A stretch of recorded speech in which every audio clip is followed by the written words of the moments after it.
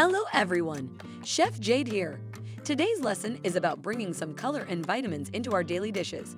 Let's prepare some sautéed vegetables, a perfect side dish for our lunches and dinners. For crispy and tender vegetables, we need to know their cooking time and respect that.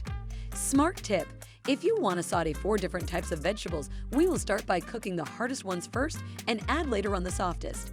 This way, we will cook them based on their own cooking time. For today's recipe, we'll use onions, bell peppers, tomatoes, carrots, and broccoli. Now, on to our 6 steps. Step 1. For today's recipe, we will use a knife, a cutting board, a cooking spoon, and a medium skillet. If you have a cast iron skillet, that is perfect. Check out our tutorial to season your skillet for a better outcome. Step 2. Cut our vegetables as juliennes or other sizes you prefer. Step 3. Heat our pan, and once it is warm, add some butter and olive oil.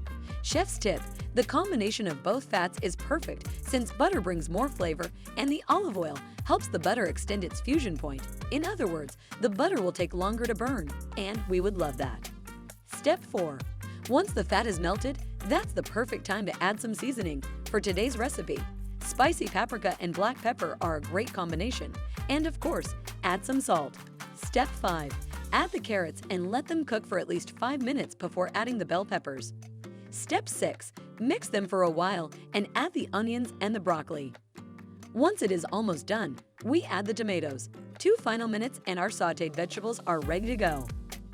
Now tell me, what kind of vegetables are your favorite ones? Post a picture at social media with the results of a sautéed vegetables with the hashtag Jade's Cooking Tips, and let's make our feed colorful.